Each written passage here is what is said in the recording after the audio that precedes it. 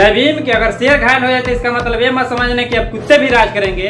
हमारे बड़े भैया चंद्रशेखर आजाद को गोली लगने के बाद तब भी देखिए कैसे शेर के तरह दहाड़ है भरतपुर में जाकर। इस बात को कान खोल कर सुन लो, अगर जब भी शेर घायल होता है तो और ज्यादा वो दहाड़ता है। सबसे पहले इस वीडियो को आप लोग देखिए। मैं नहीं गया सभा करने, इस घटना के बाद में यहाँ आपके पास आया ये कहने कि यहाँ आपके पास पहले मौका आएगा अपने लोगों की रक्षा सुरक्षा करने का। यहाँ आपके पास पहले अवसर है इन गुलामी की बेड़ियों को और उन सामंतशाही ताकतों को सबक सिखाने का कि अब हम जुल्म नहीं सहेंगे। अब हम किसी भी कीमत पे किसी भी अन्याय अत्याचार को बर्दाश्त नहीं करेंगे, चाहे वो चंद्रशेखर आजाद के साथ हो या गांव में रहने वाले आम किसी किसान, कामगार, नौजवान, महिला, मजदूर किसी के भी साथ होने इस अन्याय को नहीं सहेंगे। ये सबसे बड़ा मौका आपके पास आने वाला है और मैं ये आपसे आग्रह करूंगा, ये राजधानी है हमारी, मैं इस बात को जानता हूं, ये आगरा से लगी हुई ये राजधानी है हमारी। मैं आपसे अपील करूंगा, आपने मिट्टी के पुतलों को ताकतवर बनाया। मैंने आपसे पहले कहा कि सबके लिए अपनी जान कीमती होती है। लोग रोटी और जान के लिए जीते हैं। मैं अगर जीता हूं, अगर मुझे ये दूसरा जन्म मिला है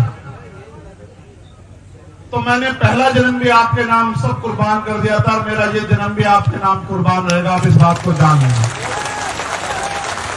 ना मैं आपके स्वाभिमान, सम्मान, आपके हक अधिकारों से पहले समझौता करता आया और ना आप करूंगा। मेरी जान जा सकती है लेकिन मैं कभी आपके अधिकारों के को छुपने नहीं दूंगा। ये वादा करने के लिए भरतपुर आया। मेरे जाने के बाद तमाम तरह की बातें होंगी, बस याद रखना। अगर आप ये सोचते हो कि आपके साथ यहां अन्याय हुआ, मैं दिन से कह रहा हूं, आपके पीठ पे पड़ी हुई एक लाठी चंद्रशेखर आजाद की पीठ पे पड़ी। जब कोई जालिम, देखो मुझसे लड़ाई क्या है मैं बता देता हूं। आपसे पहले नहीं होता था कि कोई ताकतवर किसी की बच्ची को नोच ले, किसी का अपमान करे, किसी को गलत निगाह से देखे, किसी को घोड़ी पे ना बैठने दे, किसी की मूछें रखने पे हत्या कर दे, किसी की मटकी छूने पे हत्या कर दे। अब से पहले नहीं होता था, लेकिन अब होता है कि अगर ऐसा कोई करता है तो वो मिनट से पहले जेल जाता है, उसका बाप भी उसको बचा नहीं पाता। होता जो ये सोचते थे कि ये किसान कमेरे, दलित, पिछड़े, अल्पसंख्यक समाज के लोग, आदिवासी समाज के लोग उनकी जागीर है, उनके गुलाम है, इनका शोषण करना उनका जन्मसिद्ध अधिकार है, आज वो लोग मिनट से पहले जेल में जाते हैं, उनको सजा होती है। उनको ये चुभने लगा कि आज एक लाखों चंद्रशेखर खड़े हो गए हैं, आज हर गली में चंद्रशेखर है, इस भरतपुर में हजारों चंद्रशेखर हैं जो सीना तान के खड़े हैं, जो जवाब देना जानते हैं।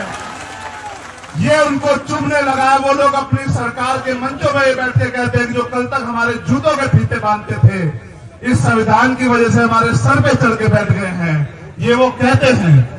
मेरी लड़ाई यह है कि संविधान ने जो अधिकार आपको दिए वो सुरक्षित रहें और वो लागू हो और नए अवसर पैदा हो और भारतीय संविधान सुरक्षित रहे और बाबा साहब अम्बेडकर, सर छोटूराम और चौधरी चरण सिंह, चौधरी कुंभाराम आर्य, कोतवाल धन सिंह गुर्जर, जननायक बिरसा मुंडा और मान्यवर काशीराम साहब के अधूरे सपने पूरे हों। यही मेरा सपना है, इसलिए मैं राजस्थान में हूं और मैं जानता हूं। आज मैं आना चाह रहा था, प्रोग्राम तय हुआ तो आपसे पहले गोली मेरे पास चली आई और अब मैं जब अपनी बात रखना चाह रहा था तो ये माइक खराब हो गया। मगर मैं ये समझता हूं कि ये सारी मुसीबतें भी मुझे आपसे अपनी बात रखने से रोक नहीं पाएंगी। आज हमारे यहाँ तो मीडिया के भेष में आ रहे हैं गोली चलाने वाले भैया। ये तो हमारी हिम्मत देखो कि हमें छाते में खड़े कर रखे हैं। आप देखो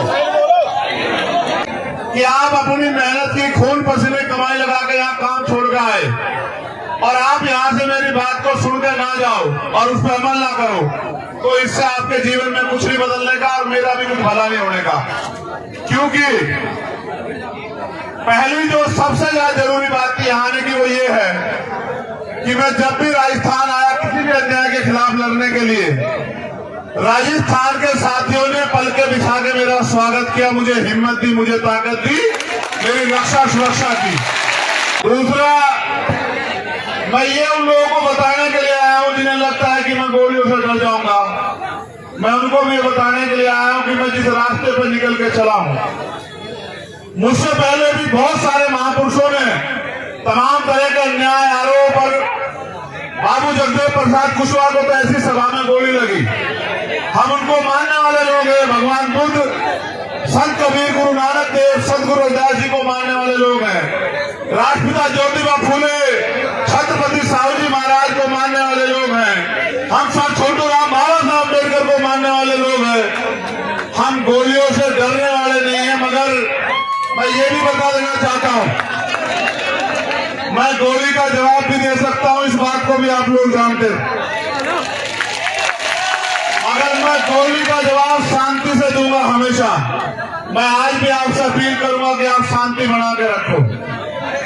उनकी गोली का एक और कारण यह है कि वो डर रहे हैं, वो घबरा रहे हैं, और जब कोई घबराता है तब वो इस स्थिति में आता है कि इस तरह के हमले करता है।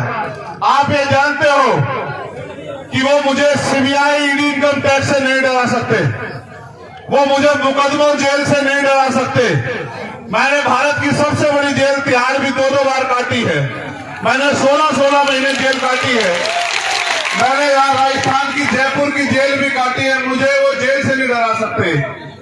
मैं उन नेताओं जैसा नहीं जिनके मुंह पे टेप लग जाए, इसलिए उन्हें लगा कि वो गोली से मेरा मुंह बंद कर देंगे। मैं आपको वचन देकर कहता हूं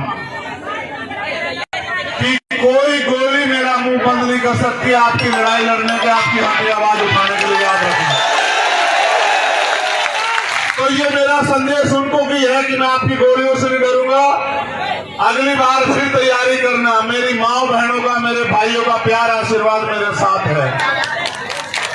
जब तक इनका प्यार आशीर्वाद मेरे साथ है, मैं कहीं नहीं जाने वाला। जब तक कुदरत ने मुझे जिंदगी दी है, मैं यहाँ इसलिए भी आया कि मैंने आपको वचन दिया कि मैं आऊंगा भरतपुर, और मैं ये बताने के लिए भी आया हूँ कि मेरा दिया हुआ हर एक वचन, उसको अगर मुझे अपनी जान की कीमत चुका के भी निभाना पड़ा, मैं उसको निभाऊंगा, और जो वचन मैं आपको दूंगा उसको मैं पूरा करूंगा। अगर मुझे जान की बाजी में लगानी पड़ी, उसके लिए भी मैं तैयार रहूंगा, ये बताने के लिए मैं यहाँ हूँ। और चौथी और आखिरी बात जो सबसे महत्वपूर्ण है, हमारे नेताओं को भी सुननी चाहिए कि जब आप संघर्ष के पथ पे हो, कर्तव्य के पथ पे हो, अगर कोई बहुत ही ज्यादा मुसीबत आ जाए तो आप लक्ष्य से भटक जाओ, आप समय से ना पहुंचो, वरना आप समय से पहुंचो और मिशन के रास्ते में कोई कठिनाई आ जाए, जब तक आपके महापुरुषों का सपना पूरा ना हो तब तक रुको ना, अड़िग रहो, जैसे मैं आज अड़िग खड़ा हूं, ऐसे आप भी अड़िग रहो, क्योंकि ये परिवर्तन का आंदोलन है, एक दिन में पूरा नहीं होगा, हजारों लोगों की कुर्बानियां होगी, गुलामी की बेड़ी एक दिन में नहीं कटती है। मैं ये बताने के लिए भरतपुर में हूँ, इस एकता के बीच में, कि अगर गुलामी की बेड़ियां काटनी है तो कुर्बानी देने के लिए तैयार रहो, क्योंकि जिस कौम में कुर्बानी के बकरे तैयार नहीं होते, वो कौम कभी आजादी प्राप्त नहीं करती है, इतिहास गवाह है। अगर हमारे खून से क्रांति आए तो मैं यहाँ खुले में इसलिए बैठा हूँ कि मैं अपने खून का एक कतरा चुकाने के लिए तैयार हूँ। अगर मेरा समाज, ये बहुजन समाज एकजुट हो जाए, अपनी एकता बनाए, अपने अधिकारों की लड़ाई को मजबूत करे, तो मैं अपने खून का एक कतरा जो है इस आंदोलन में निछावर कर दूंगा। इसलिए मैं यहाँ भरतपुर में हूँ आज। देखो, आज मैं बहुत बड़ा कोई भाषण नहीं करूंगा, ये सच है, मेरी भी इच्छा है कि मैं जिंदा रहूं। जिंदा रहने की इच्छा इसलिए नहीं है कि मुझे बहुत बड़ी कुर्सी पे बैठना है, आपकी दी हुई प्लास्टिक की कुर्सी, और अगर आप जमीन पर बिठाते वो भी मेरे लिए महलों की कुर्सी, हीरो के ताज से बढ़ते हैं। लेकिन सवाल ये है, आज तो मैं महसूस कर रहा हूं, बात मेरी जान की नहीं है, मैं चला जाता, मेरी माँ एक दिन रोती, मेरे भाई और एक दिन रोते, मेरे बालक को तो ये भी नहीं पता कि उसका पिता गया कहाँ है। वो तो कभी जब वो समझदार होता उसको पता लगता कि उसका बाप नहीं गया था और रास्ते में इस तरह मारा गया। लेकिन सच ये है कि जो लोग इस आंदोलन में मुझसे उम्मीद करके, भरोसा करके जुड़े हैं, मुझे अपने से ज्यादा उनकी परवाह, उनका हौसला ना टूट जाए, इसलिए मैं भरतपुर आया कि उनको ये ना लग जाए कि भाई गोली भी लग सकती है। गोलियां तो लगेगी भाई। जिन्होंने अधिकार छीन रखे, जो कुर्सी में बने बैठे हैं, अगर आप उनसे अधिकार लेने का काम करोगे, सत्ता छीनने का काम करोगे, तो गोली भी चलेगी, मुकदमे भी होंगे, जेल भी जाना पड़ेगा, और भी मुसीबत आएगी, इनका सामना भी करना पड़ेगा। और आज मुझे बड़ी खुशी है कि आज मेरे पे ऐसे बहुत सारे कंधे हैं कि अगर चंद्रशेखर चला भी गया तो ये आंदोलन रुकने वाला नहीं है, इतना भी मुझे भरोसा है पूरा।